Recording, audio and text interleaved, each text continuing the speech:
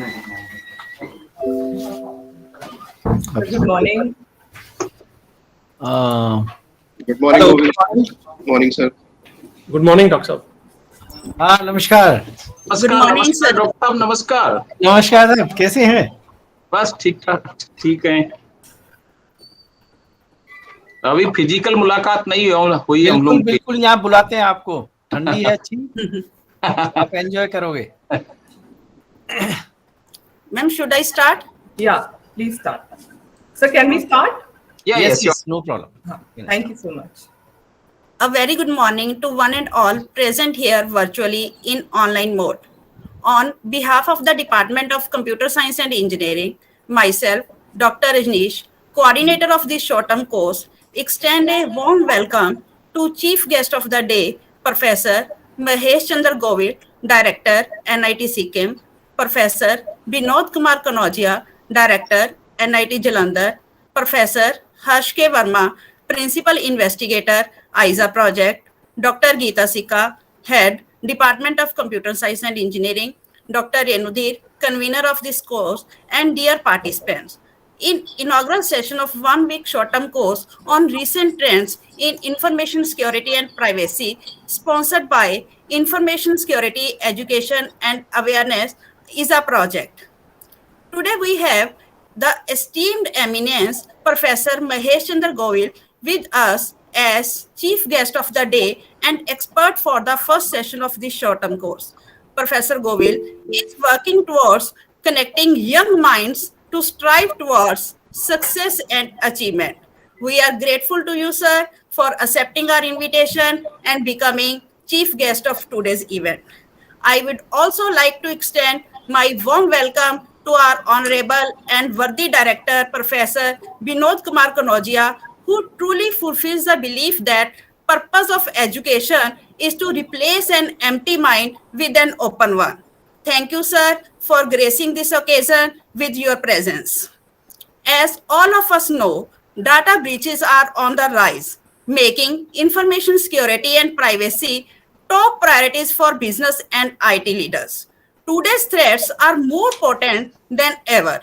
All organizations, small or large, private or government, need to be confident that they have strong data security and they can protect against cyber attacks, unauthorized access, and data breaches. So, the main objective of this short-term course is to bring researchers and technocrats from different parts of the country to a common online platform for exchanging and sharing knowledge about the recent developments in high-demand areas of security and privacy.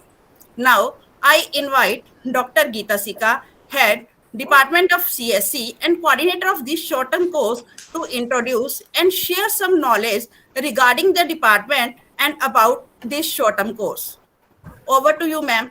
Thank you, Dr. Rajneesh Rani. And a very good morning to all of you. Chief guest of the day, Professor Mahesh Govil, Director NIT Sikkim, and Director NIT Jalandhar, Professor B.K. Kanojia ji, Registrar, ISA Coordinator and Dean Academics, come convener of this program, Professor Harsh K. Verma, heads and deans, conveners and coordinators of this STC, faculty members of Computer Science and Engineering and other departments, and our very dear participants. A very warm welcome to this ISA 2 sponsored 5-day online STC on recent trends in security and privacy. The department is gratified to Professor Mahesh Govil for accepting our invitation to be chief guest, come the resource person for this event, and putting up his presence to encourage and motivate the participants. Also, we are grateful to our worthy director of the institute for inspiring us in organizing such informative and stimulating events from time to time. So your support has been commendable, and thank you for being with us for this inaugural ceremony to encourage and bless the participants. So as we all know that we are seeing the shifting face of society with technological drift. So delivering insights into something head on in our minds is the need of the hour, that is security and privacy of data and the cyberspace. So the world is witnessing a transformation of our homes into offices, in-person hangouts to our digital meetings, and transformations from face-to-face interactions into classroom to virtual platforms like the one that we are seeing right now, that is through Google Meet. So one thing worth observing is the tremendous widening of the digital divide. Any firm, any organization or an institute that is a part of this digital divide is actually more critical than ever before. People are working and traveling not by roads but on digital highways. Now more and more people pay for the internet services than they pay for a car or for their home. So in this era of huge digital transformation with high penetration of internet, it's important to keep in mind that the internet is no short of vulnerabilities and it is constantly attracting threats from all directions. So everything connected to a network is always prone to threats from the cyberspace. And the most important and significant trends that are affecting our society and security and privacy in the next year is the biggest thing is the Internet of Things evolving. Now we get to hear that 64 billion IoT devices are installed around the world. And this is a changing dynamics and the size of what is sometimes you call the cyber attack surface has increased. So that is the number of potential entry points for the malicious actors. And now we have also the threat of growing ransomware. The emergence of cryptocurrencies is believed to be the root cause of ransomware because the ransomware attacks are more on crypto transactions. They are protected by blockchain and the tracking back to the attacker becomes impossible. And we also have seen the continuous rise of AI. Now, organizations are increasingly turning to AI and machine learning to hone their security infrastructures. And so are the criminals. The criminals are no behind. They are also taking advantage of this technology to automate their attacks using AI, using data poisoning or model stealing techniques, etc. And also we have now the new expected crime which is going to rise is the rise of automotive hacking. We have modern vehicles now which have seamless connectivity for drivers in the form of cruise controls, engine timings, door locks, airbags, and more advanced systems. And we have Bluetooth and Wi-Fi technologies. So it is expected that the vehicles would be under threat by hackers. And cloud has always been a potential and vulnerable source. So here, securing the cyberspace presents a major challenge. Effectively facing the challenges require not only innovations, but also collaborations and awareness amongst all communities. And so here we are to make you all aware of the recent trends in security and privacy during the heading 5 days. We feel it is our duty to prepare the society for the future, to face the brave new world, to run this journey as a marathon. So here we are for the 5-day program on security and privacy. Thank you one and all and wish you have fruitful 5 days. Thank you. Over to you, Dr. Rajneesh Rani. Thank you, ma'am, for enlightening the audience about the importance of security and the need of this course. Now I invite Professor Harsh Verma, Principal Investigator, ISA project, to share information about this project, which is approved by Ministry of Electronics and Information Technology. Over to you, sir. Good morning. Professor Mahesh Chandra Govil, Director, NIT Sikkim, and Chief Guest of the day, and Professor Binod Kumar Kanojia ji, Director, NIT Jalandhar, Madam Geeta Sikka, Madam Rajneesh Rani, Dr. Renu Dheer, and dear participants. As all of us, we know that information security and privacy is the major thrust area, like Madam told, for launching various economic and social development programs. So Ministry of Electronics and Information Technology has approved a project called ISA, Information Security, Education and Awareness.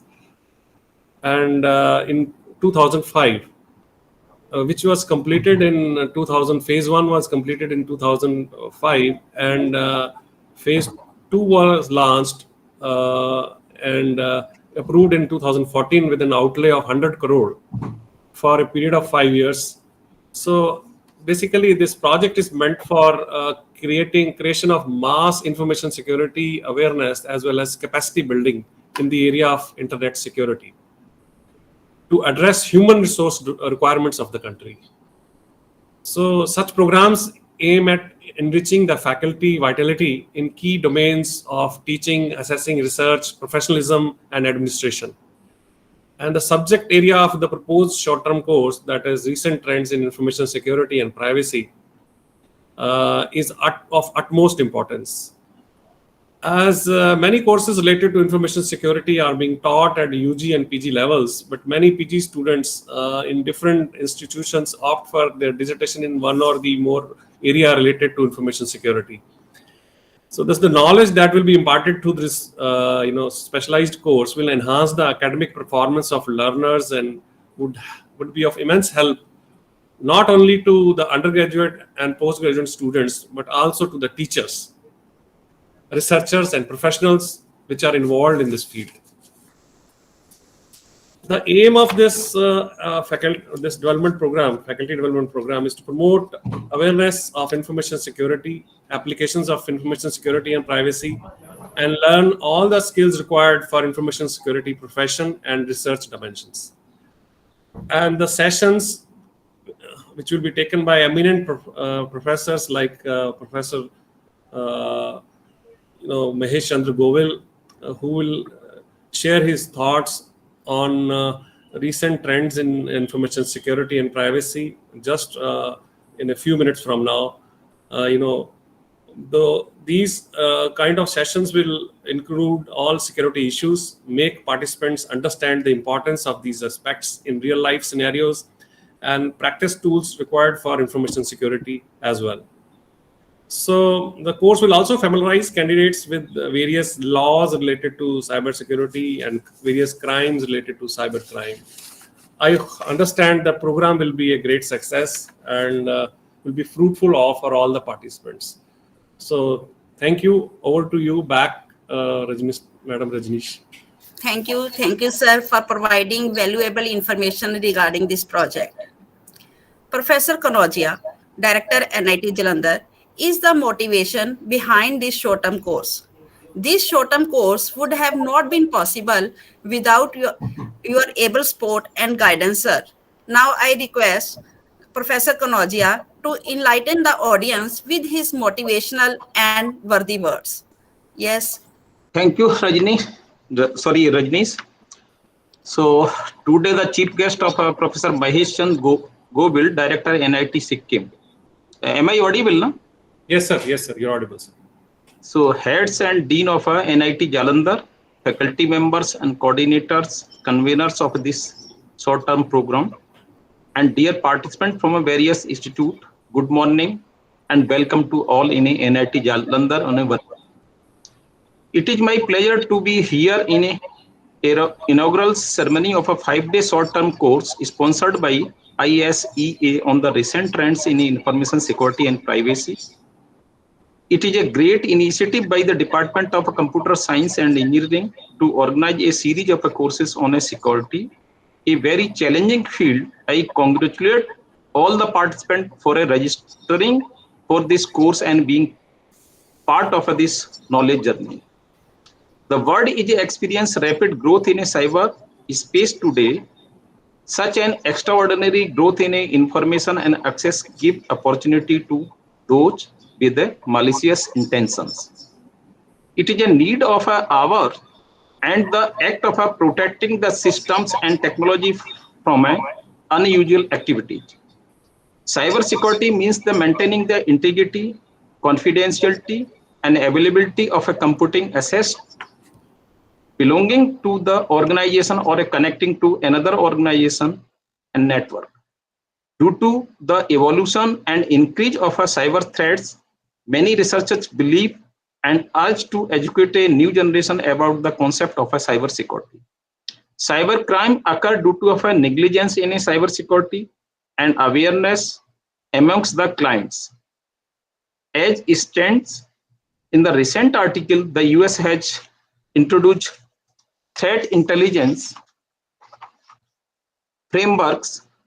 The framework work on the principle of gathering information from various sources, which have been carefully examined by the human security expert.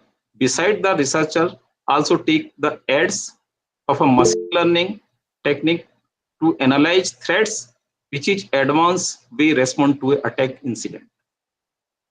Security and privacy are a highly dynamic and fast space research area due to a rapid technology advancement. Mobile security and privacy are a no exceptional. Security and privacy have to be seen in a critical part of a architecture of a smart city to implement in which within all the layers, including the business layer, application layer, and cloud layer, and integration layer, and perception layers. So on, in a particular today need is to focus on a understanding the impact of a novel technology on security and privacy, the identifying the needs of a stakeholder in the process of a designing and implementation secure interaction system, development novel methodology to understand and design for a emerging technology and mitigate threats, obtaining an understanding of the nature of a new applications areas, and understanding how knowledge from a different discipline can be fused to build a more secure and privacy preserving and unusual systems. I congratulate the coordinators of this course. They have chosen a very emerging and high demanding area in a society and invite the best researcher in the field of delivering their expertise for these short-term courses. I would like to put on record that NIT Jalandhar is achieving a greater heights, organizing STCs and inviting participants all over the globe in a topmost priority of a NIT Jalandhar, so that we can reach out to faculty and students all over across the India and across the world. I feel happy to see such overwhelming response from participants for this course. I strongly encourage all the participants to become a active engaged in the various courses session and discussions on a security and privacy, and hope that you are benefited the most from this STC. So I request the coordinator and the convener, please fill up some of feedback form so we can improve for a next STC. Thank you. Jai Hind, Jai Bharat. Thank you, sir. Thank you, sir, for your kind words and for gracing this occasion with your presence. Thank you for leading by example. The other team members and I are really inspired by your actions. In the end, I would like to appreciate the participant for taking a keen interest in this short-term course and giving an overwhelming response which has taken hours of me and my team to prepare for. And with this, let us begin with first technical session of this course. And I invite Dr. KP Sharma, coordinator of this course, to introduce the great personality and expert of the first session, Dr. Mahesh Chandra Govil. Yes, Dr. KP Sharma, sir. Okay, ma'am. Okay, thank you. Thank you, ma'am. So, I first welcome the chief guest of the course and expert for our very first session of this course, Professor Mahesh Chandra Govil, Director, NIT Sikkim. I would like to introduce first with a brief introduction. Professor Govil holds vast administrative and academic experience spanning over 30 years. He was the founder head of the Department of Computer Science and Engineering and Information Technology at MNIT Jaipur. He headed the department in various stints from 1996 to 2016. He served as the founder principal of Government Women Engineering College, Ajmer. He has also been the coordinator of IIIT Quota and Information Security Education and Awareness Program, ISA MOE. He was also the director of Center for E-Governance, Jaipur, where his responsibilities comprised of creating industry-ready employable engineers, promoting placement activities, and facilitating training in state-of-art technologies. He has served in various capacities in several center and state government committees, including National Board of Accreditation and AICTE.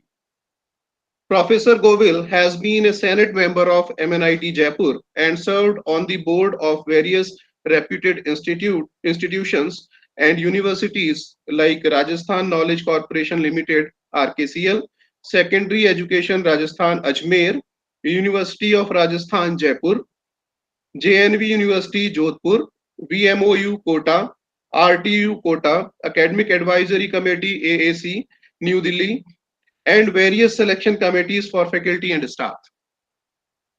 He has also been involved in various government project and research consultancies for MOE, AICT, Government of Rajasthan, and DST Jaipur. His human side is reflected by the project for the leading foundation India, TLFI, and Priyas, a vocational institute for the mentally challenged children. He has widely contributed to the academic community in the shape of over 100 research publications and is a member of the Institute of Electrical and Electronics Engineers, IEEE, Institute of Electronics and Telecommunication Engineers, IETE, and lifetime member of India Society for Technical Education, ISTE. He has successfully guided 19 doctoral and numerous MTech students. Professor Govil obtained his BTech degree from MNIT Jaipur, MTech and PhD degree from IIT Roorkee. His area of specialization is real-time system. Other areas of interest include cloud computing, software engineering, Internet of Things, parallel and distributed computing, and fault tolerance. Professor Govil was nominated by the Honorable President of India as the visitors nominee at Tripura University and Delhi University and has served as chairperson and co-chairperson of RAC DRDO, Government of India. He has also chaired various other committees for selection of vice chancellors. His illustrious career is studded with several prestigious awards also. The following awards are here: Star Icon Award 2016 for the best contribution in the field of software engineering by Smartcom. Certificate of Honor, United Engineers Council, Rajasthan in September 2010. Certificate of Appreciation, MNIT Certificate of Appreciation 2007.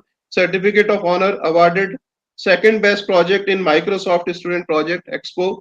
Letter of Appreciation, Center of Excellence, UK REC Project. Letter of Appreciation for conducting RPET 2001. I, on behalf of organizing team and department of CSC, I welcome you in the course and invite you, sir, for the very first session of our course. Now over to you, sir, for the lecture. Thank you very much, sir. Okay, first of all, thank you, KP, for reading such an exhaustive, right, my biodata. So thank you so much and congratulations for organizing this course as a coordinator. Thank you, sir. First of all, I would like to give my gratitude to the director, Professor Vinod Kanodia ji, for giving me a chance to share my views with the participant as well as with the faculty. Because NIT Jalandhar is not new to me and all love me a lot, I know that. And I also thank Rajneesh Rani for conducting this inaugural session. Of course, Professor Harsh Verma for inviting me for this lecture and Professor Geeta Sikka, head of the department. And I know the department is doing great and I always being in touch and I'm really happy that the Department of Computer Science and Engineering as well as IT both are really very active. And I wish all the best to all the faculty members present in the department. And I believe that this session is going to be fruitful for all the participants because cyber security or your information security and privacy of your personal information is really becoming very, very important, and everybody has to be, I think, work very efficiently. And this project ISA is running from last, as he said, 2005, and we have been the part of this one also, being in MNIT, and conducted a lot of programs over this. But still, I sometimes I feel the willingness of the student is not at par what is the requirement of the future is there. Maybe because the industries are not really asking the candidates or the MTech candidates, right, for the placement, and the future is really demands a lot of workforce in the cyber security, because your everything is going to be on the net, and most of the services are now being ported on the cloud. And now we are talking about the IoT also, and IoT encompasses all kinds of your critical applications also. It's not only your basic applications, but we are talking about all kinds of time critical applications as well as safety critical applications. And when you talk about this, I think the security is one of the very, very important parameter which has to be addressed by the community. Because if something happens in time critical or a safety critical applications, I think we understand, right, what kind of the losses might be there. And sometimes we define that the catastrophic consequences are such that you cannot even afford to have them. So I think security is very, very important, and I really congratulate the team for timely organizing this workshop. And I believe most of the student must be working on the cyber security in the department as a PhD candidate. And this is a first session, so I might be touching on the basic, and then as Professor Geeta Sikka already said, we are now using machine learning as well as artificial intelligence, and of course we cannot get rid of this because new technologies has to be there. And we always want my system should be as smart as possible. So I think AI is the tool where I can make my systems more intelligent and maybe decision making in future, so that they can decide what kind of the security should be imbibed in what kind of the let's say system. So that might be the feature for this. And I was yesterday reading one paper, and it says something called right, metaverse is also there. So some new words are coming, new areas are coming, because security is becoming really right, very, very important area, as I said. And somewhere it is said that the global spending on the security is nearly touching $1 trillion. So we can think of the kind of industry we have, and this expenditure is going to be more and more, because some report says nearly 60% of the organization information security or cyber security. So every and each and every organization has to have some sort of right, security arrangements. And sometimes we say nearly 12 to 15% of the organization budget goes on this security right, spending. So big area, and therefore the government of India has timely realized that we need to work very, very effectively in this area, and therefore this project was being started. So thanks to MIT for funding all the NITs and establishing good labs and working okay on the state of art technology. And with this, I close my opening remarks. And once again, I thank the director Kanojiaji and Harsh, right, and all the faculty members of the department. And thank you. So now we can start, okay, the technical discussion. Thank you, everyone. Jai Hind. Thank you, sir. So I'll share my presentation and then.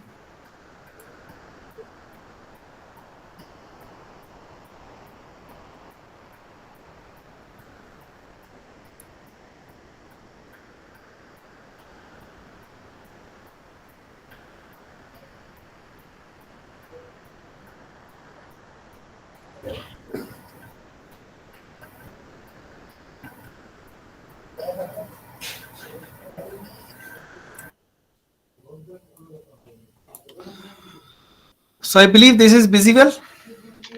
Yes, sir. Yes, it is visible. Okay. So now we can right, to start. So as the topic says, the recent trends in information security and privacy. So my discussion is only on the basic outlines. Okay, so now we can, at the end of this, we can touch upon some recent developments in the area and the possible, right, the areas where the people can work.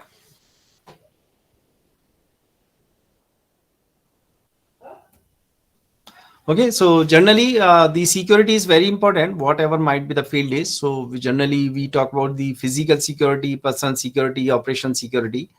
And then we were talking in the early age of the computer for the communication, right, security also. And then the word network security came, and finally information security. And now we are talking about the cyber security, because that is, I think, the bigger umbrella than the information security. And we'll see how it is really little different from this. The people talk about the information security components as well, and this generally shows each and every area of the life we need security, right? It's not only the uh, saving your information, but your systems are also vulnerable, and at times the physical security of your hardware is also important, right, apart from the software. So many kind of right arrangement has to be made in an organization. Now earlier we were talking about the right confidentiality,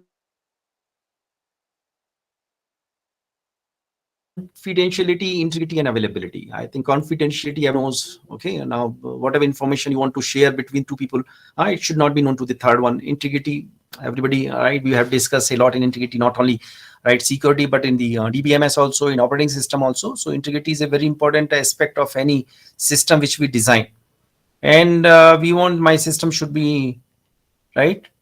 Have the integrity so the people can really trust you. Availability also, earlier I think availability was not a question mark as far as the security is concerned.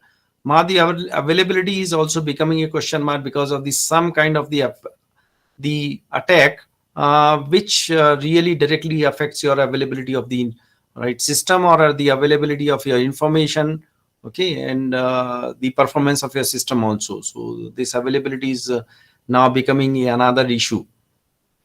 Now when you talk about the security, sometimes when we work on in some areas of information sharing, or right, dealing with the attack scenarios, this trustworthiness is another word which normally we refer when we design some system. Okay, may it be for your prevention, or may it be your right, providing the security. So we'll see this how trustworthiness is important, but this is also becoming a very important parameter for designing the system. Quality of service is always being a right parameter which you have to address, not only in the security, but other areas of the computer science and engineering. The dependability is also important. I think this dependability is not a new word. The dependability has been the talk of the day, we started using the computer. So earlier we were talking about the reliability and fault tolerance. So reliability means your hardware should be reliable, or if it fails, then it should fail to safe side. So that is the key, you can say, the component of designing a reliable system.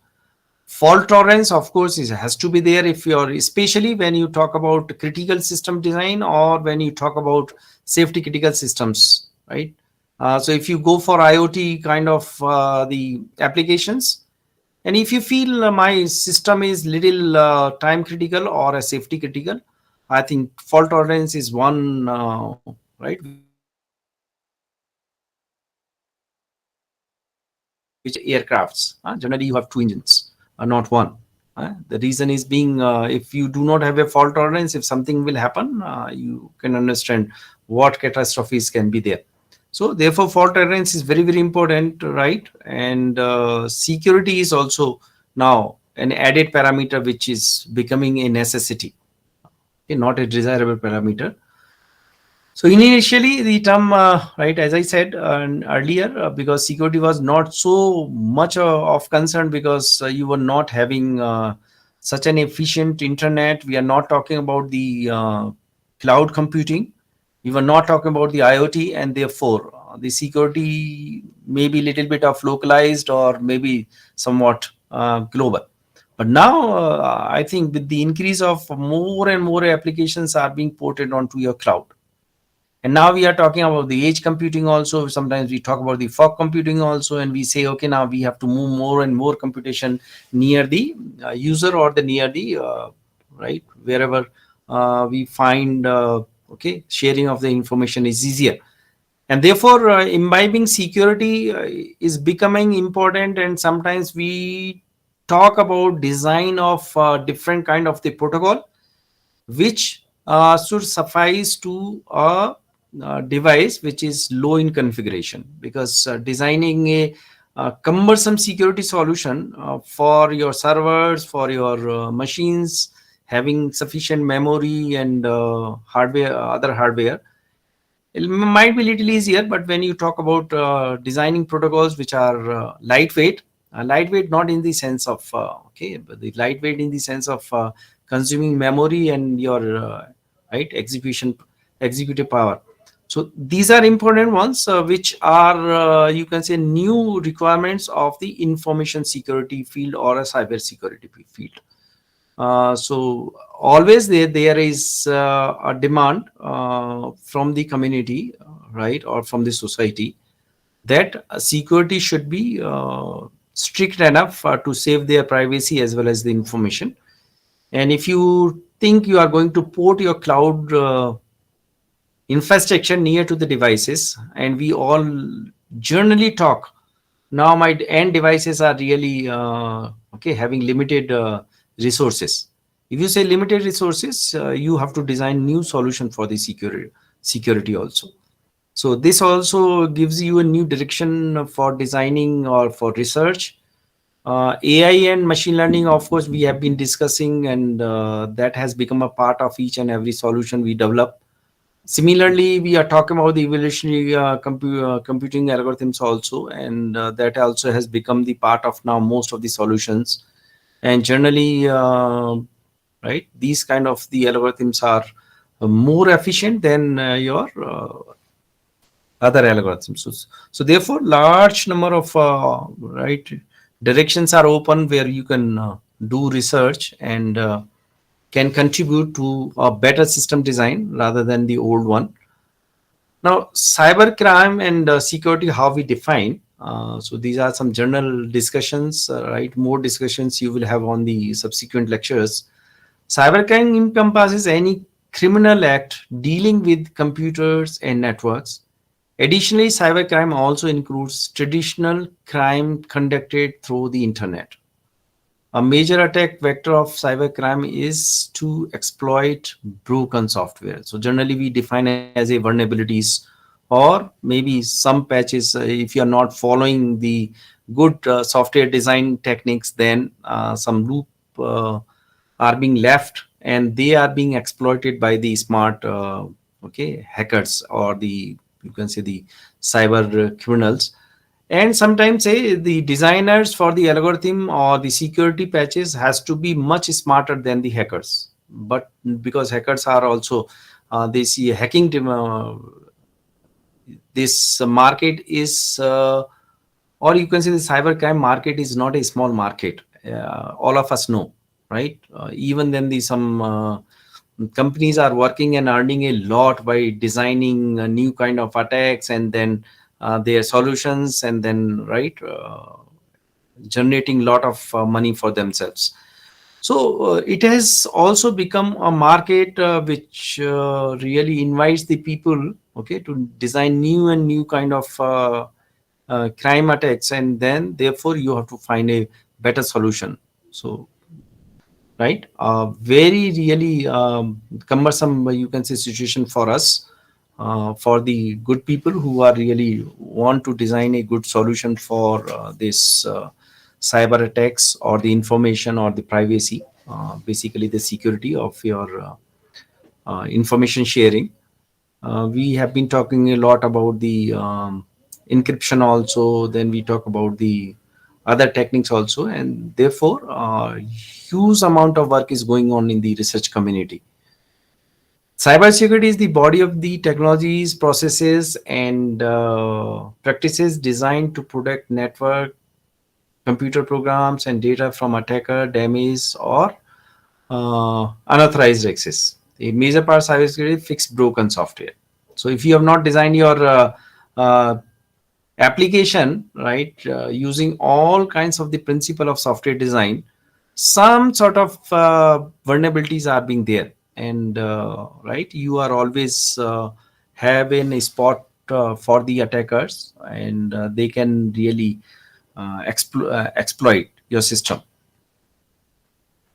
So cybersecurity issues are there. Why it is becoming more and more important? Automation has made attacks more profitable.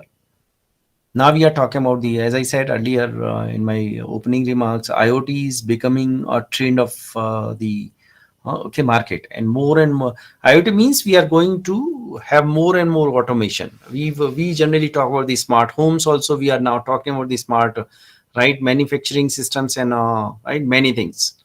And when you go more automation, it means more and more software imbibed in the hardware. So if you have not designed that or you do not have a sufficient security patches installed along with your software, I think you are right open for the attacks. So more automation, right? More care has to be taken in the design steps. So that is there. Action at a distance is now possible. Of course, we want that everything should be controlled remotely, and I really don't want okay to travel or to have a physical access of my machines. I should do each and everything okay remotely. So therefore, we can understand what kind of the security you need in the network. Attack technique propagation is now more rapid and easier. Okay, it's not only that you are using your networks or your machines or your hardware only for the good work. Okay, that can be exploited for the bad work also. So I think all 3 points are very important to understand the need of the security in this new world, or we generally say this is a digital world, right? And therefore have to be more concerned about this. Then further, enterprises have become transparent and vulnerable because internet enabled connectivity, wireless networks, mobile computing. And finally, say good recipe for trouble is you are using e-commerce or m-commerce, right? In critical sectors also. Sometimes I give an example of, let's say, if your security of a nuclear power plant is being compromised, you can think of what can happen. Okay, and it goes to some sort of a right very in a very wrong hand. So it's not easy that I can really design patches for a even critical systems. So when it comes to the critical system design, I think things becomes more important and more difficult. And if you are a well-known man or well-known company, then people want to really give you a bad name, maybe because financial benefits or maybe some rivalry which you might have with the company. So all these 4 factors are very important, which really creates a problem for a good organization. We study in the papers also, and I remember, right, even a small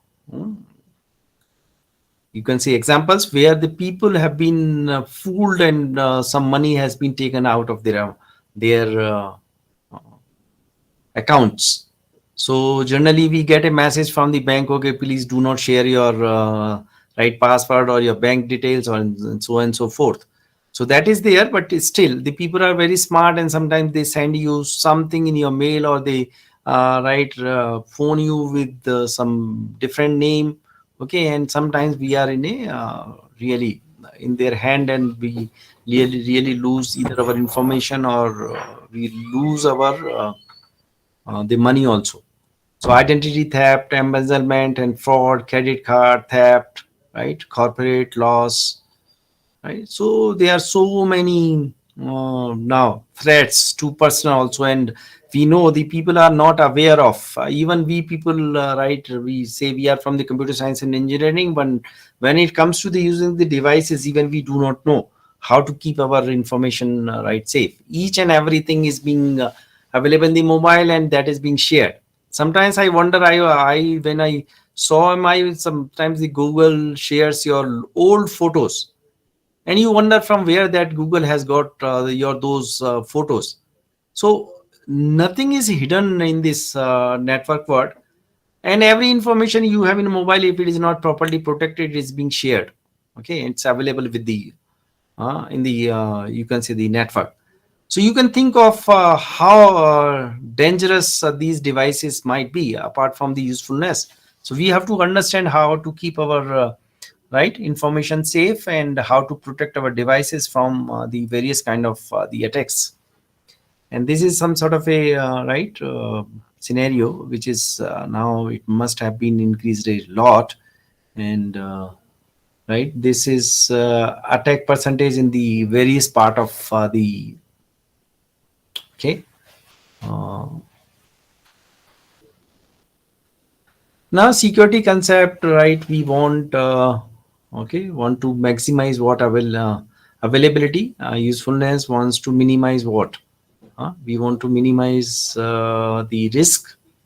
And if you have a vulnerability in this, then how the threat can exploit your vulnerabilities, and of course, right, your security is being compromised, and you might have a loss in terms of your important information, or maybe in terms of your money. So, right, these vulnerabilities are something which has to be taken care of by the software designers, and therefore we have a different kind of the layered architecture, even to provide the security. Okay, in different architectures, which normally we design, may it be for your cloud computing, may it be your IoT applications, or may it be of your for other applications, right? So generally we are very concerned now to have a at least right security in each and every layer in the network also. So we have understood, right, what is the need of okay. And what sometimes we talk about the safety critical software design also, or say safety say design of the safe software. So that is another area where the people are working, and they say the safety should be imbibed in each and every phase of the software design. It's not only the okay the final phase or maybe middle phase. Now, who wants to break into cyberspace? What can be taken from the cyberspace? Why anyone wants to hack into cyberspace? Where will the attack come from? When should a cyber security policy program be applied? I think we have to answer each and every questions to give a better solution. Okay, for your cyber security or protecting your information within the net. As far as the vulnerability is concerned, I think nobody is being left right, less vulnerable. I think it's up to you how you want to reduce your vulnerability, or how you want to reduce your risk, right? So we understand financial institutions, banks are of a greater attraction for the attackers. Internet service providers, sometimes okay, they also get compromised, and your information is being leaked here. Pharmaceutical companies, then government and defense agencies, contractor to various government agencies, multinational corporations, industrial installations, right? Anyone who is on your net, so he's a vulnerable guy. Okay, if it is not a physical safety kind of a thing. So everything is, I think, now vulnerable. Okay, now when you say you are in the air, I think you are vulnerable. If you really do have not better right software using to be in the air, so therefore we have to be very careful, right? And I think that was the reason this ISA project was being rolled out, and okay, government wants that better solution for the protecting the information should be designed.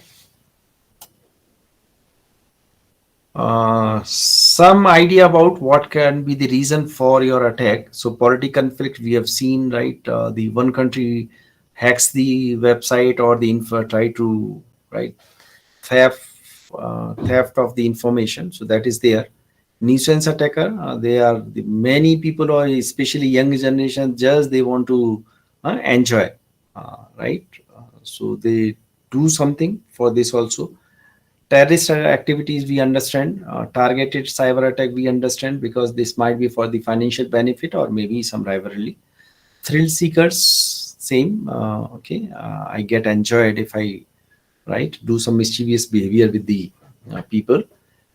Terrorist synthesizers and the anti-US hackers, terrorist groups, nation and states, right? So these are the possible sources. Security attack, any action that compromises the security of information, security mechanism, a mechanism that is designed to descend, prevent or recover from security attack. Services enhances the security of data processing system, information transfer. A security service make use of one or more security mechanisms. So these are some terms which one should know. These are some scenarios which are very, very simple, but gives what kind of the attack can be there. So there might be interruption. Okay, so no availability of information is there, right? Your confidentiality might be compromised by interceptor. And then another possibility is this, somebody in between, middle, your information can be hacked and then modified and then being transmitted without knowing that something is happening in the network. So all these things are possible, right? Fabrication is another issue. Okay, now even if the original user is not in picture, and then the fictitious or the attacker and the destination. So these are some scenarios which are possible in the network. We have a two kind of the threats. One is defined as a passive threat, another is the active threat. Okay, so passive threats are generally they analyze the traffic and then they can find what can be done. Then most of them are mostly we have active threats. Okay, so no modification of content and fabrication, eavesdropping to learn content or other information, means traffic analysis, transfer pattern, traffic flows, etc. And then the attacker might use the information for the benefit.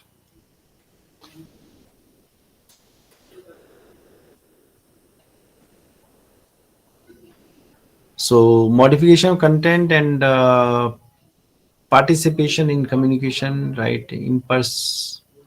Personate legitimate parties, modify the content in transit, launch denial of service attack. I think all we are aware of.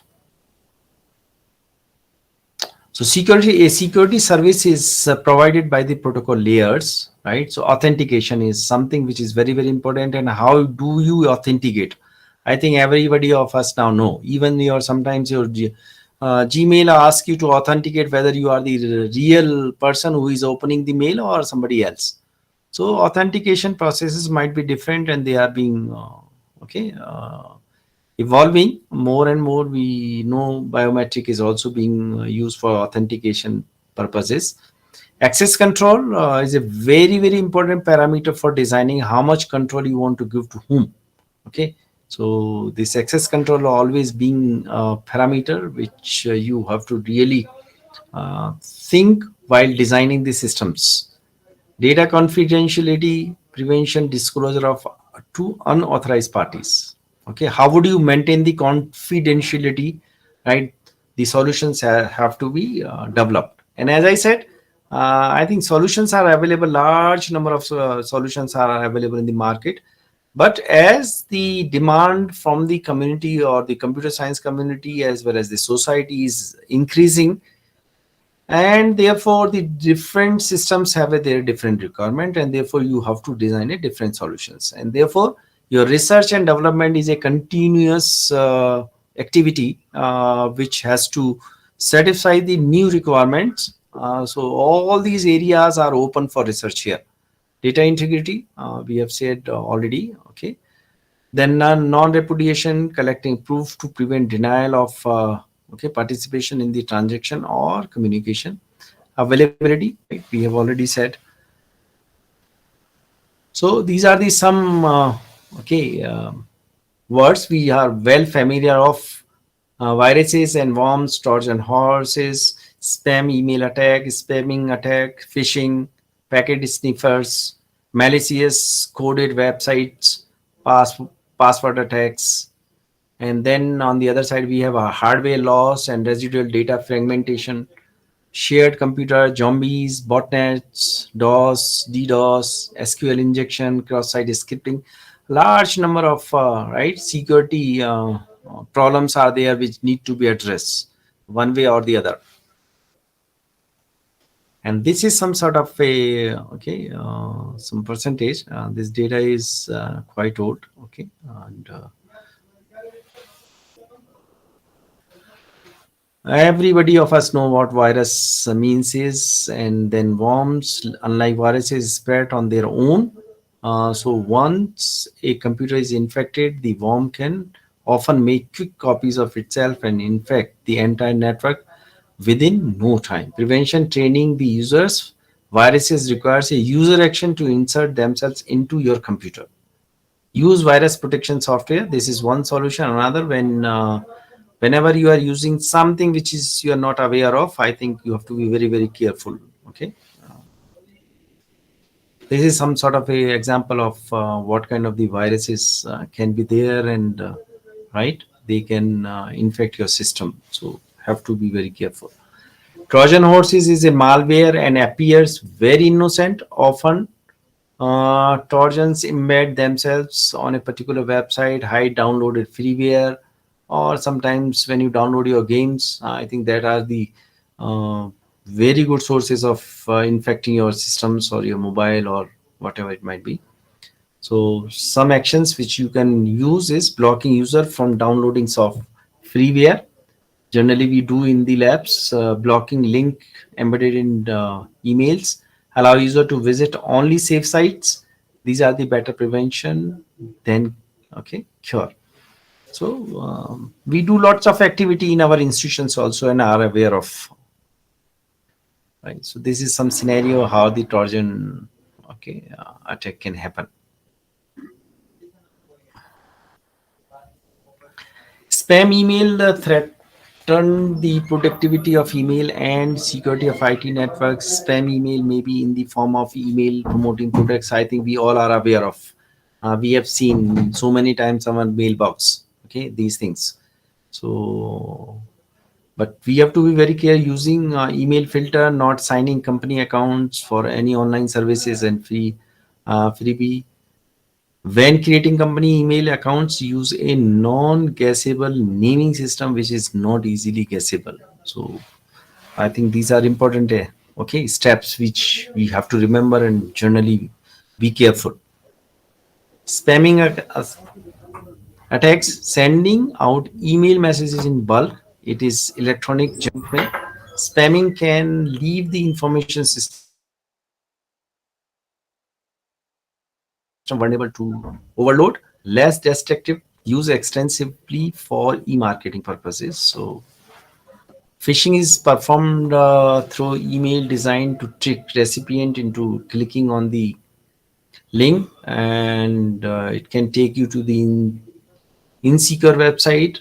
Okay, and then it might steal your personal information and can infect your system also. So user need to be educated.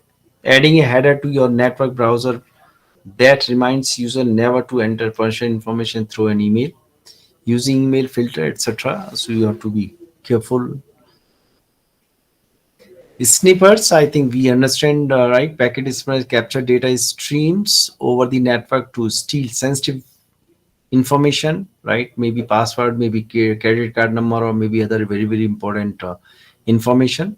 Right, packet filter work by monitoring and recording all the information that comes from and goes to your computer over the compromised network. Users of a network should use a variety of different sign of names and password to access various level of network security. That way, if login information is compromised, the damage can be least be limited in scope, and this has some sort of your computational assets are in the wrong hands, then even then the people can do some mischievous behavior and can leak your important information from that. This is also sometimes the people fool you that this is the real website while they are the fake websites, and therefore they can do anything with your systems. Users should purchase information only from a security certified sites. Use PayPal instead of credit card wherever possible. Regularly update browsers, setting up a browser security setting and all networks computers to a higher than default setting. I think we never generally do this. So this is very, very important. Okay. And we have to be, again, learn these things. Password attack, we are well familiar of. Okay. So now password is something which is very, very important. And if somebody have a keyloggers or something like that, they can, know your password, and it can lead to a great trouble. Hardware loss and residual data fragments. Hardware loss like laptop is being lost. This is also very important because losing laptops is not a very, you can say. So laptop theft is also becoming very common, and if you have each and every information being given in the laptop, what for it can be. So care should be taken not to keep your secure very important information like password or your pin number and all these kind of the things in the laptop. Companies often all older computer without completely wiping and drive clean the data including when our laptop becomes old or our mobile becomes old, we normally simply format and give it to somebody else. If that source is not trusted one, you know what can be done with your data. Even then if you're not fully deleted your data carefully, then that can be recovered. Encrypt sensitive company data, clean discarded hardware like disk, develop a policy for keeping track of employees, use of smartphone, USB memory card, use of RFID based access management system. Okay, so these are the some steps given over here. Shared computers, of course, if you are using shared computer, as I said earlier, they can be source of your theft. So generally put your passwords in your devices, not allow anybody who is not trusted one, especially if your system has a sensitive information, right? So these are the some important aspects we have to be careful. Zombies and botnet, right? We know zombie computer is simply a computer infected with malware that causes it to act as a tool of a spammer by silently sending out thousands of email from the owner email. So this is some sort of a auto-vended machine which do the damage to your system, right? So botnet is also zombie army, right? So we have to be very, very careful. These kind of the attacks should not be there in your systems. Prevention, educate user, keep all forms of the security software, run a virus scanner, train the user to look sudden unusual behavior of your computer. Network computer becomes infected, it can be cured. Okay. Denial of service attack. I think many people are working in this area still, but this is I think as old as 10 to 15 years. So denial of service attack, we always know, right? Your servers can be low, can be bombarded with the request or maybe some information or something like that. So your server become too busy and it doesn't have a time to give you required information, and therefore it denies. Suddenly we can say the information is not available. SQL injection is another. SQL injection attack involves placing SQL statement in the user input. SQL injection is a type of security of web application input field and access to the alter. So SQL queries are prepared and user input. So if your language, which is PHP or another, if you're not designed properly, your application, the vulnerabilities are being left, and the user can really put some malicious code in that one. And if it is being executed on the server, I think that is being exploited. And consequences of SQLI vulnerability: execute unintended command, accessing or steal information without proper authorization, can result in a data loss and corruption. Okay, and so mostly database are potentially vulnerable. So because they are not type of the SQL injection attack. Okay, so one is your tautology, logically incorrect queries, union queries. These are the some source of errors, right? And the large number of communities also working on SQL injection as well as this cross-site scripting. Okay, and this is also important. And it also this is basically if you design an application which is not following all the steps of the good software design, and therefore some vulnerabilities are being left and that are being exploited by the smart attackers. So this is an example of right, reported web vulnerabilities. So you can see it's XSS cross-site scripting vulnerabilities are right being reported. Now this is something because now we have been talking a lot about right smart grid. So smart grid doesn't mean that you have only for the electricity, but we might have a right the control stations, and they are being as we were earlier talking about, the more and more automation is being demanded by the agencies, and there are two reasons for the automation. One, it is more efficient, right? And we have seen when your system becomes more automated, the efficiencies, of course, is there, right? And then you save a lot of money also by automation, and service quality is also better. So more and more applications are going for automation, and there are some why I have taken this thing, because there are some examples which gives you an idea what can happen if your system is not secure. Okay, so just SCADA is one example here, and this is where you have you can see lots of component which are very critical to your right infrastructure. So if I have a electrical power system which is being controlled by, let's say, some sort of a smart grid, now if something will happen due to insecure software, or if somebody breaches the security, you know what can happen. Okay, and there are some examples here in some slides. So what can it happen even if you have a some deviation of your frequency, right? Then your whole system will be shut down, and we will have a blackout all over the country. So therefore these systems are very sensitive to your security, right? And therefore the proper security solutions are always being necessary for these kind of so this is some sort of a example of a critical system or a safety critical system.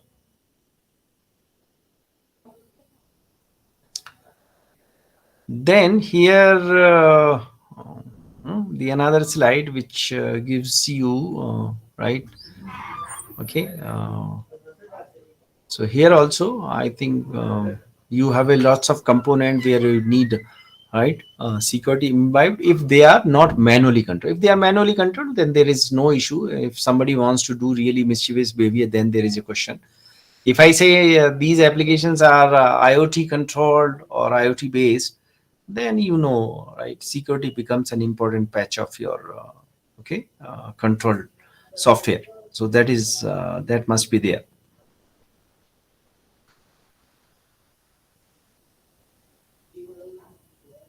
So it says network security is a priority. All right. Why? Protecting control center, remote access of device, and then, as I said, right, safety is important. Reliability is compromised if somebody attacks. Availability is also might become even zero if the attacker becomes successful. He might shut down your whole system. Then okay, so there's some, just an example. So it's not necessary that we only concern about the software, right? You can see the lots of hardware is also there, which is being having there some small patches of the software imbibed there. And if I say that becomes an IoT devices, right, the security of that IoT device is important. Sometimes I give an example, of very simple example of your, let's say you have a smart, right, gas stove in your houses, and that is being controlled remotely from your office. And if that is the software, control software, not properly well designed, you know what some attacker might can do. If somebody is really having right, some sort of a rivalry with you. So that's why I said, when it comes to the IoT, your security of the appliances is also very important, and therefore designing low cost or lightweight protocol is becoming very important for the day. These are some slides over there, so we'll not go into the much detail, right? The NIST guidelines have provided a list of personal information that may be available through the smart grid, as this name, address, right, lifestyle, and these information, if made available, I think can be exploited to at least bother you at times. So privacy concern is one issue. Then integrity and confidentiality, right? This is another issue. Okay, we'll not touch upon this.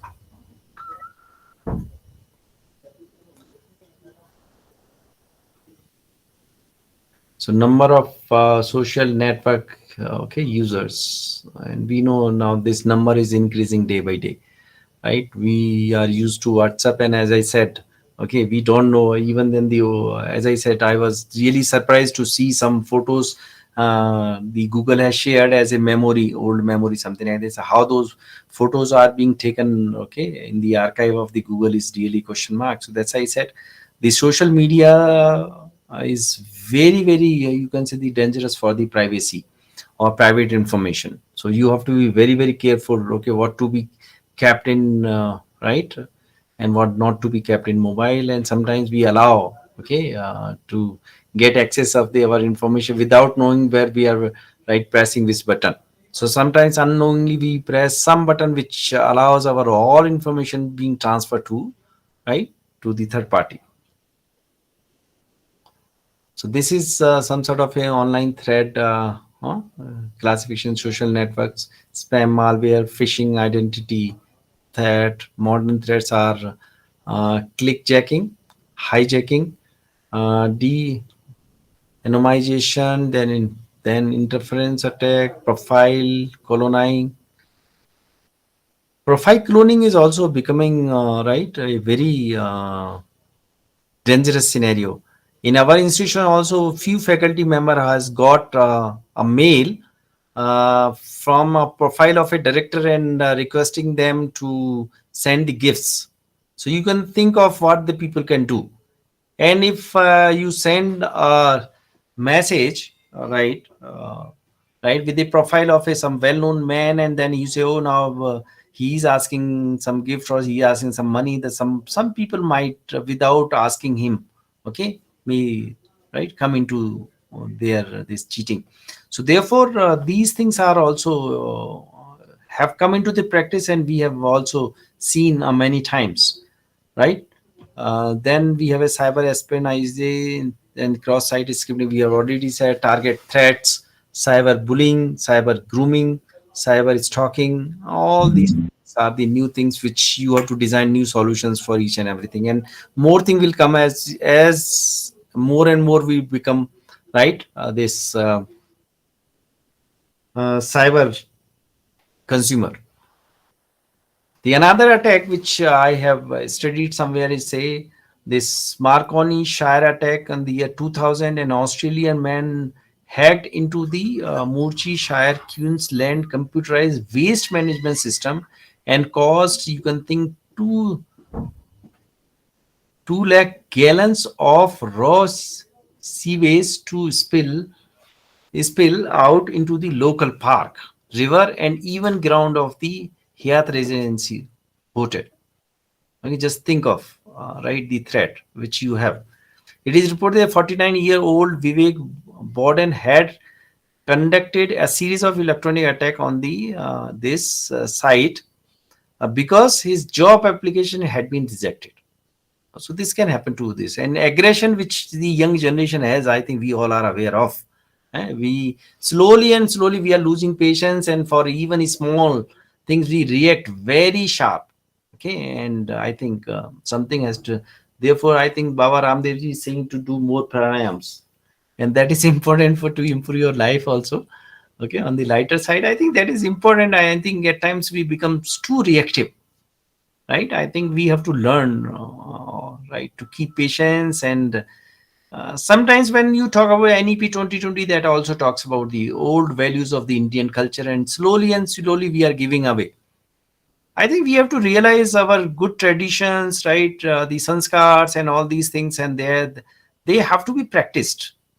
I found even we the people middle age or the little in the age of 25 and more, the people are really okay, very aggressive. So aggression is not good, and this is the cause of the aggression. You can see, and that is a 49-year-old person. So we become very impatient very quickly. The second example of the similar kind of thing, right? Some damage has not been done, but the person was able to attack. So the same article mentioned that instead of damaging the power grid, the key infrastructure, the goal of these attackers were to navigate the US electrical system and control for mapping purpose. Right? So these attacks were mainly detected by the US intelligence agency instead of the companies in charge of the infrastructure. Just imagine the company was not able to detect that their system is vulnerable. Now, why I'm having these examples? Because we are now talking more and more IoT.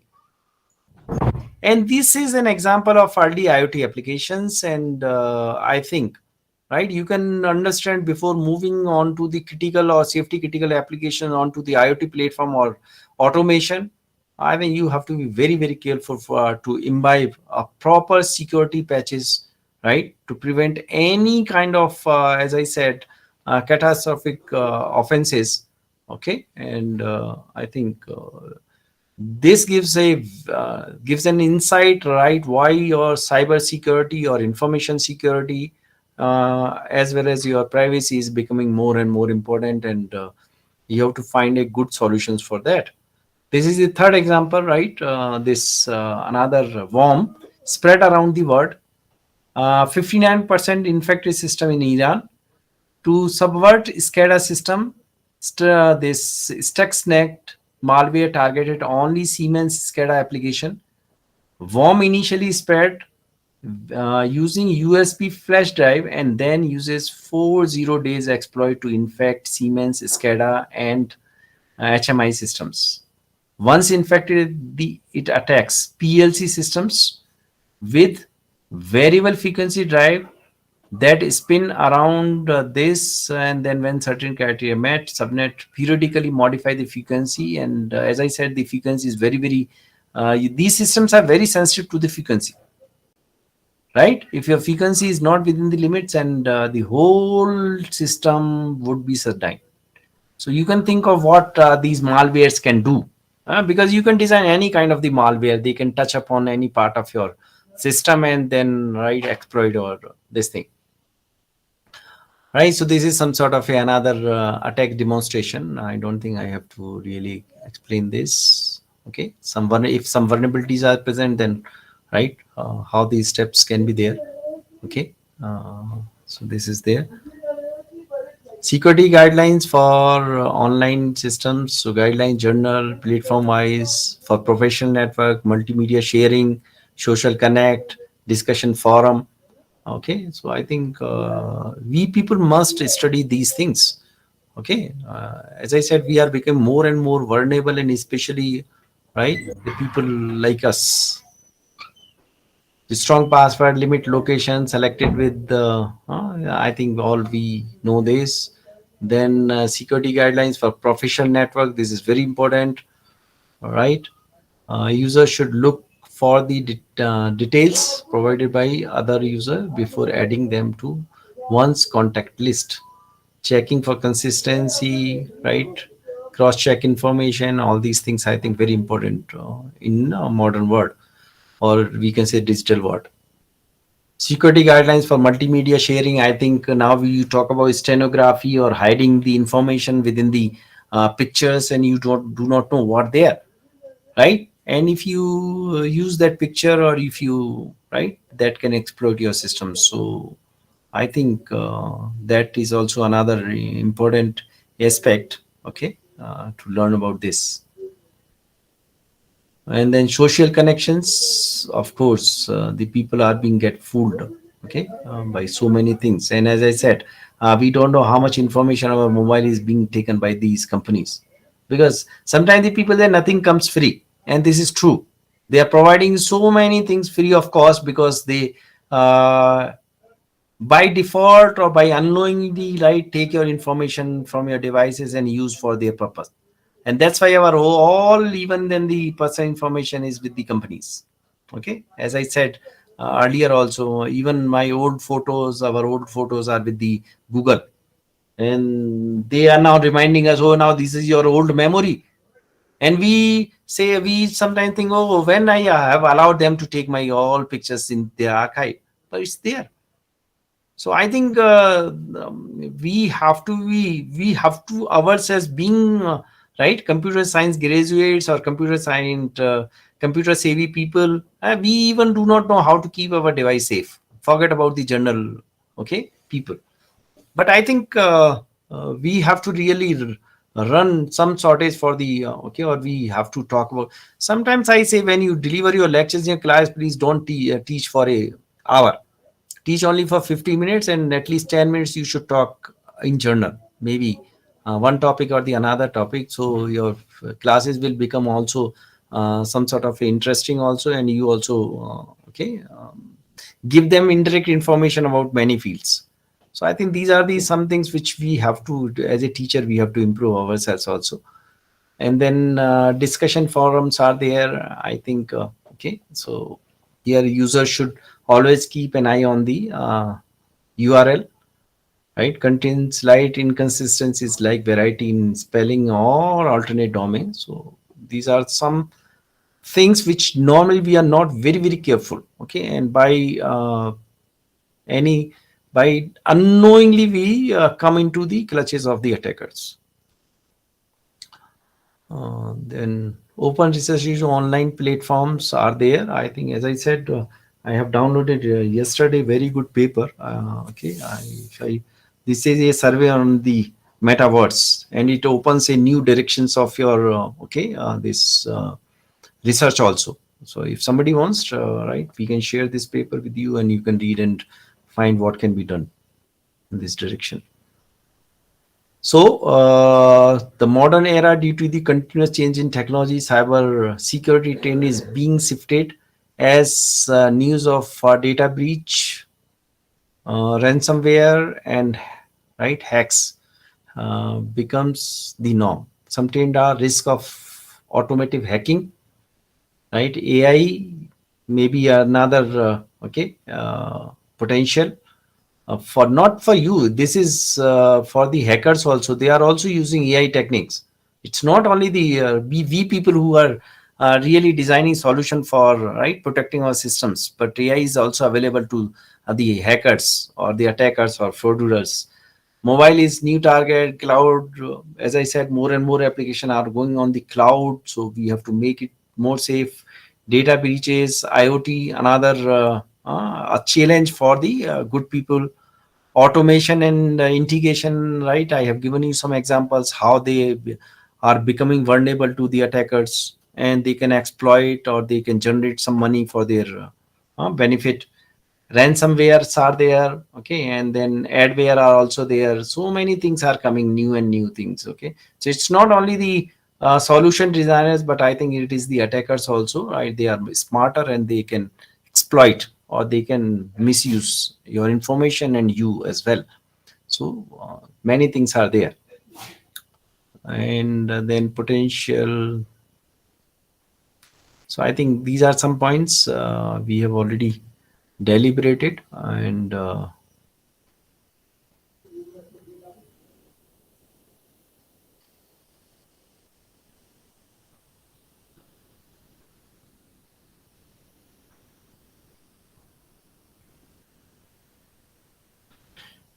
cyber laws. I think you must be some of the people who are doing courses in these cyber security must be having some knowledge of that one also. Okay, and IoT is, as I said, is another very okay difficult platform to design because of the security, right? Forget about your electronics and the computer science involved in IoT application design. I think the most difficult task is how to make our IoT applications safe. That I sometimes feel, this is my personal, I don't know how much I correct it, but I feel IoT, because as I said, IoT is encompassing all kinds of information, starting from a simple, okay, switching on and off your lights to your very critical application of your nuclear power plants or your thermal power plants, or maybe more critical applications. So any vulnerability present can be disastrous for us. So therefore, sometimes I feel IoT is one platform which needs to be highly secured. And at the same time, as I said, the IoT is not, you can say, the resource rich platform also. Sometimes you have a very small controller being installed, let's say in your door, a lock, or maybe your household devices, and your computational power, storage power are highly limited, and imbibing security patches becomes really very difficult. So that's another question here, how much we can do with this. Automation and integration, right? We have already discussed. Ransomware we are aware of, and the people are working on this. Adware are also there, okay. State sponsored cyber warfare, right? The people say tomorrow maybe the world war maybe in terms of cyber space. So that is there. Insider threat is always there, and it's very difficult to deal with insider threats, that we understand, right? Sometimes we say no, it's very easy to deal with the outside enemy, but it's very difficult to deal with the insider enemy, because recognizing the insider is a very difficult task, okay. And then that's why this is also important. More security concerns are there. Then so as I said, the people are working on the secure software design. So that is another area which is coming up, and they say your security should be imbibed right from the phase one, rather than waiting for, okay, or only for the, let's say, the security design phase or something like this. So that is also coming up. Then again, you have to make a balance between the access and the security that is there, okay. So how much security you want, and how much access you want to give to your organization at different level. I think this is a debatable issue, and each and every organization have to be very careful, right, when granting the access of your resources is concerned. Intrusion detection systems are being designed, and the people are working, as I said earlier, okay, now using all kinds of your new technologies and algorithms, may it be your ML, may it be your AI, may it be your evolutionary algorithms, and the people are designing good solutions. And I think in time we will have similarly prevention systems also. And then firewall we are well aware of, and okay, we now having the people also in the system who are right? Very important for the organization, because your organization, as I said, most of the organizations are now going to be, right, hot spot for the security, and therefore we have to protect our businesses, we have to protect our information, we have to protect our organizations, and that is there. Now, the second part is the information privacy, and I have some work here. So I'll hand over to my one of the Professor Sangram, Dr. Sangram Day. So he will introduce a little bit about the information privacy and the other aspect. Okay, thank you for listening me so patiently. And,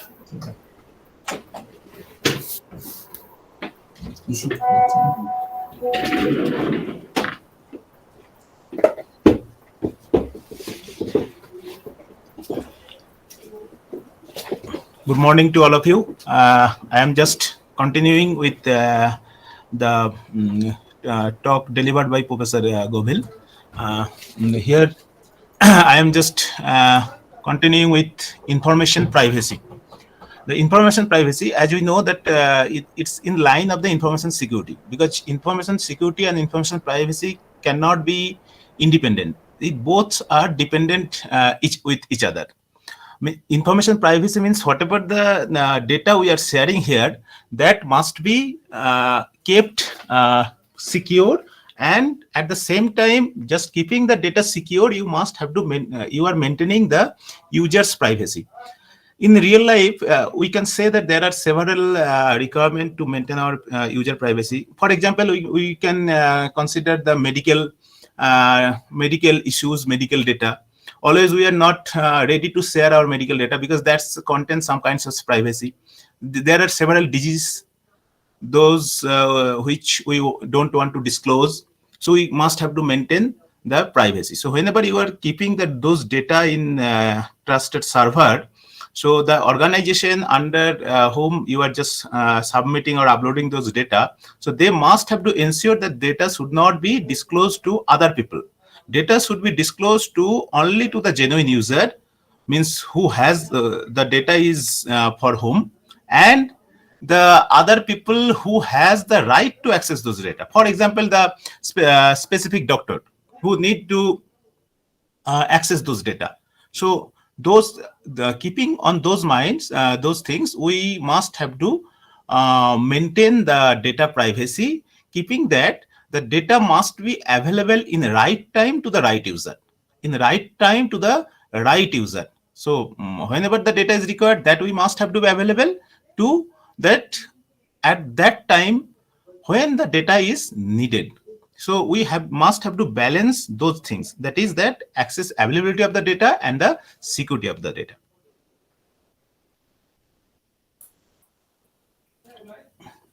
So there are several issues to maintain the data privacy.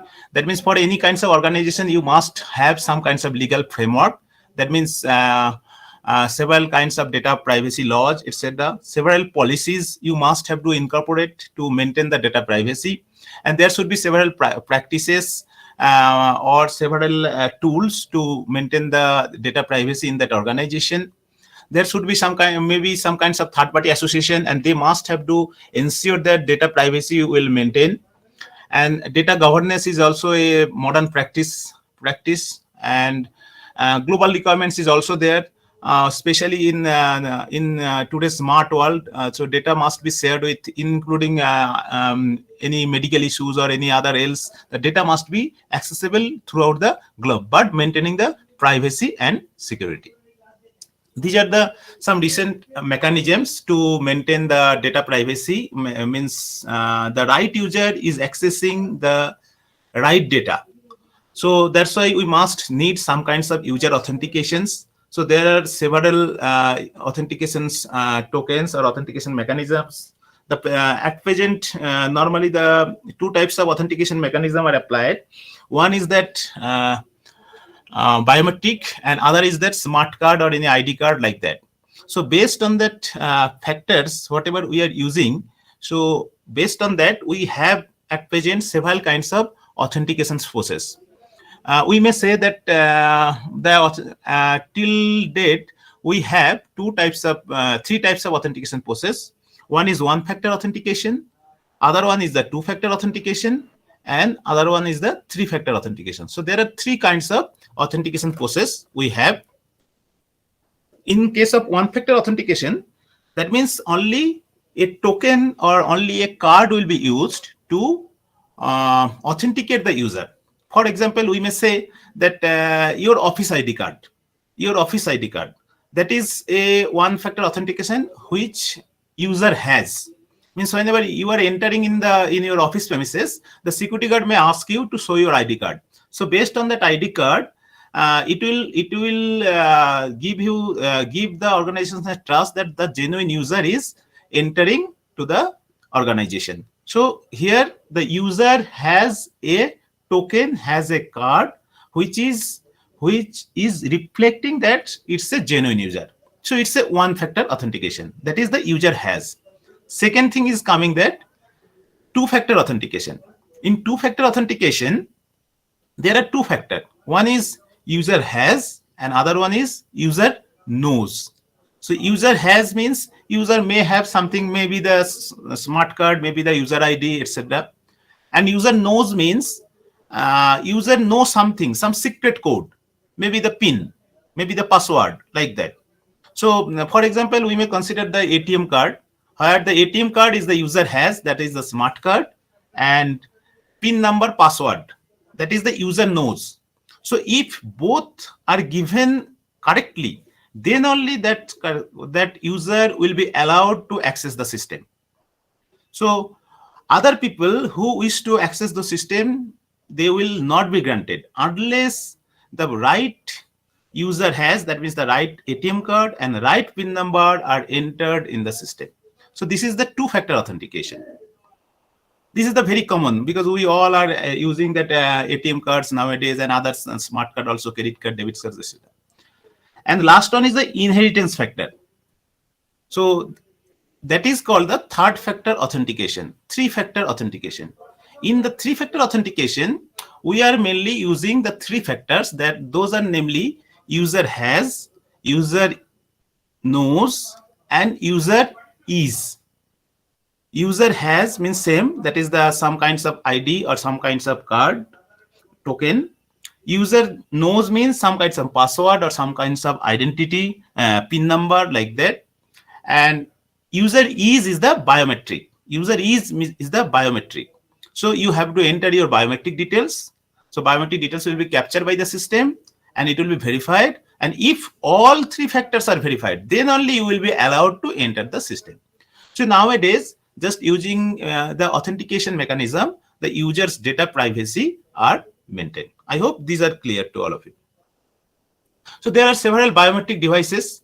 As we know, the retina scanner, we can use eye scanner. We can use, because each and every people have the several features. Voice recognition, that is also a type of biometric devices which can be used for authentication purposes. In developed country, it is already used. We may have the fingerprint. Fingerprint nowadays in India also there is the it's used rapidly, especially in the banking sector or finance sector, and also blood vessel. Blood vessel can also be a biometric part that can also be used for biometric authentication. And other things is that firewall. So except of the user's case, there is some organization responsibilities should be there which can protect their access to their data. So that's why the firewall is installed in maximum organization systems before the their server, so that the user privacy is maintained. And to implement all those security issues, that means whatever the Professor Govil sir has discussed that regarding the information security, and whatever I have discussed, that is the user's privacy. So all those things can be maintained using the recent security mechanism. Those we have listed here. Symmetric encryption, public key encryption, means asymmetric encryption, elliptic cryptography, identity-based cryptography, attribute-based cryptography, post-quantum cryptography. So these are all are in use. At present, in our recent scenario, we are in symmetric key encryption and public key encryption in our real-life implementation scenario. Symmetric key encryption is very common to all, especially to the computer science people. I think it's very common. Here, the same key are used for encryption and decryption of data. So same key are used for encryption and decryption of data. So user, both sender and receiver will negotiate a secret key before communicating to each other, and that key will be used. That key will be used to encrypt the plain text, and that will be converted to the ciphertext, and that ciphertext will be transferred to the receiver. Receiver will use the same single key will be used to decrypt the data, and receiver will get the data. So this is the symmetric key encryption. Since same key is used, so that's why it's called the symmetric encryption. Next thing is the asymmetric encryption or public key encryption. Here, each and every user must have a pair of keys. Pair of keys where each pair will have two parts. One is called the public key and other one is called the private key. The public key will be used to encrypt the data. Whose public key? Now the receiver to whom you wish to send the data.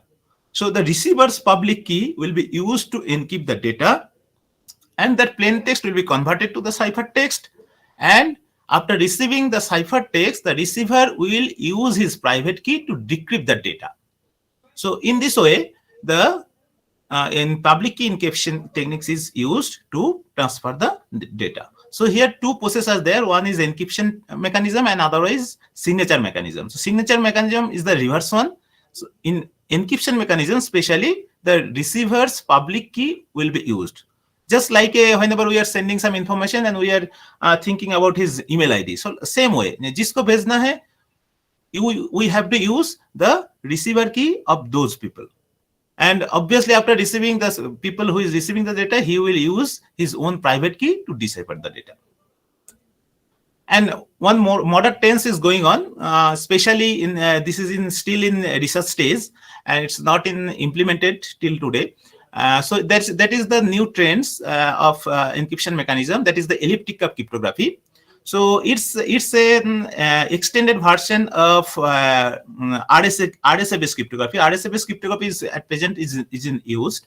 So here the main benefit is that it can provide you the same level of security just using of 160-bit of key, whereas the RSA is used 1024-bit of key to provide the same level of security. So it's the security stance depends on the elliptic curve discrete logarithm problem. Normally the RSA-based cryptography, the security stance depends on the discrete logarithm problem. Means if a to the power m equal to n, then calculating m is very difficult. If n or a are available, then calculating m is very difficult. So that was the discrete logarithm problem. Here also in elliptic curve cryptography, the main concept is that it is based on that considering an ellipse. Since it's infinite, so we can select a prime number p, large prime number p, and we can apply the mod phi there so that we can restrict that region of that ellipse. And each and every point can be considered in that encryption techniques, where a common point will be considered, negotiated between both sender and the receiver, and that will be called as a generator. And that point and the users may have a prime number that will be his private key. So whatever the prime number they are using, secret key they are using, that can be multiplied with that point, and a new point you will get on the elliptic curve. So whatever the prime number the user is using, so that will be remain as his private key, and whatever the point you got in elliptic curve, that will be the public key. So this public key will be remain public to all, and the private key, that the integer prime number will be kept as the private key of that user. So there are several mechanisms, there are several hardness on that is the ECDLP, ECFP, computational DPLM problems, decisional DPLM problems, several hardness, security strength are there. So that's why it is well accepted by the researcher globally, and huge research works are going on this field. There are several research papers. If you people are interested to do carry on research work in this area, you may access do search on elliptic curve cryptography or its application in any field. You will get several papers, and if you require, I am also ready to share papers, not an issue. So you are interested, you can carry on the research work, especially the research scholar, you may focus on it. One more trend is that identity-based cryptography. What is that? Now here, in our public key encryption techniques, what we know that in public key encryption techniques, we need the public key, and that should comes from the trusted third party. So normally, before entering in public key encryption techniques, the user have to send his credentials to get a public key, signed public key certificate from the certificate authority through public key infrastructure. So here in identity-based cryptography, the burden of the public key infrastructure is completely removed, because in public key encryption techniques, the public key infrastructure must have to verify the user credentials, have to verify all the data of the user, have to issue the certificates, have to store the public key certificates, maintain the revocation list, maintain the certificate suspension list. So many works, so many computation hardness are there. So to eradicate all those hardness, the recent trends of cryptography is identity-based cryptography. So what is that? Now there, any user who any sender who wants to send a data to the receiver, so he or she can use the receiver's any content, maybe the a photo, maybe his email address, maybe his postal address, any publicly available content can be used as a public key and can send the data to the receiver with an intimation that he has used his email address as the public key. Then receiver, what he will do? Now he will get his private key from the private key generator for that particular email address, and he will get the private key and will decrypt the data. So here Alice is using the identity of Bob as a public key, encrypt the data M, and send the ciphertext to Bob, and Bob is getting his private key from the private key generator. So in this way, it's just eradicate the whole overhead of the public key infrastructure. It is also globally in use, and so many research works is going on. If you are interested, you may do work on this field too. Other one is that attribute-based encryption. In attribute-based encryption, basically what we have learned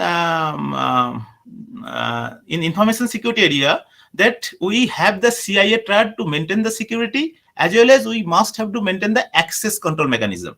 And there should be a balance between security and access control. So to achieve that goal, attribute-based encryption is introduced. Here, the two descriptive attributes are used to generate the secret key, or to allow to decipher the ciphertext. Suppose, for example, we may think about that in banking sector. In banking sector, some contents may be available to the single window employees, or some content is only restricted to the manager level. So in the ciphertext, in its attributes, it can be mentioned that it's only accessible by the managers. So only the manager can decipher that text. Other employee can't decipher that text. So that is maintained in attribute-based encryption. It's also two types. One is key policy attribute-based encryption, and other one is the ciphertext policy attribute-based encryption. So both are based on the attributes, and in KPA-BB, the secret keys are generated based on the access tree. There should be access tree, means what are the attributes, means and or access tree, I guess you people know, and or means this and this. Suppose this ciphertext can be accessed by SBI employee and single window employee. So SBI and single window, if both these attributes are matched, then only that employee can access that data. So these are the concept of attribute-based encryption. This is in just initial stage of the research. If you wish to continue, you may continue the research here. And the latest trends is the post-quantum cryptography. You know that in globally there is too much efforts is given to develop the post-quantum computer. In our India also, the Ministry of Electronics and IT has taken it seriously and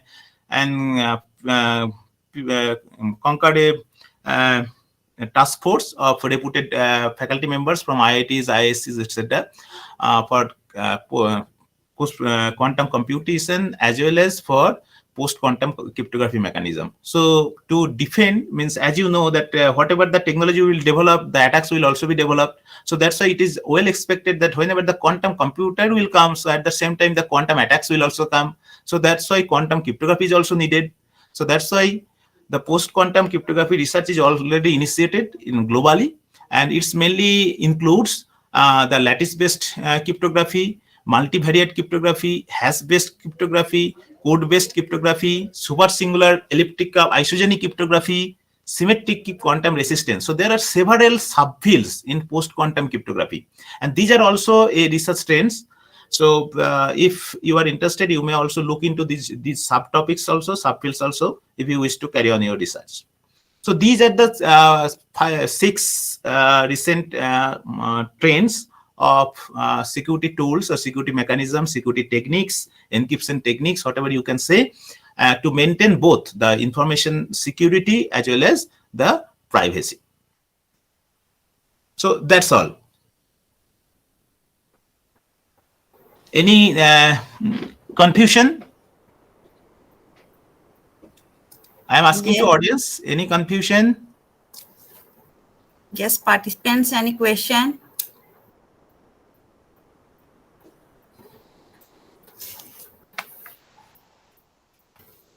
I think, sir, no queries there. So that means it looks like they are not that much of attentive. So, okay, madam. okay, sir. Thank you. Thank you, sir. Sir, should I conclude? Yeah. Sir is also there. Okay. On behalf of the organizing team, I would like to thank Professor Mahesh Chandra Govil for his insightful presentation. Sir, your depth of understanding the concepts of security and explaining the basics of it, challenges, issues, and recent trends in this field in such an interesting way made this inaugural session one of the most memorable sessions of this short-term course. We are grateful to you, sir, for the time and effort you took to share your thoughts and experiences with the participants. Thanks, sir, for your valuable contribution. We hope you will join us in future also. Thanks again. We also thank to Dr. Sangam Ray for sharing his expertise on Acha Sangram. Yeah. We also thank to Dr. Sangram Ray. Sorry, sir. For sharing his expertise on privacy with the participants. We thank you both experts of today's session for being part of this short-term course. We will have the next session at 3 o'clock. So dear participants, please join the same Google link just before 5 minutes before the session. Thank you, sir. Thank you so much, sir. Thank you, sir. Thank you, sir. Thank you, sir. So dear participants, please join exact at 2:55 on the same Google link.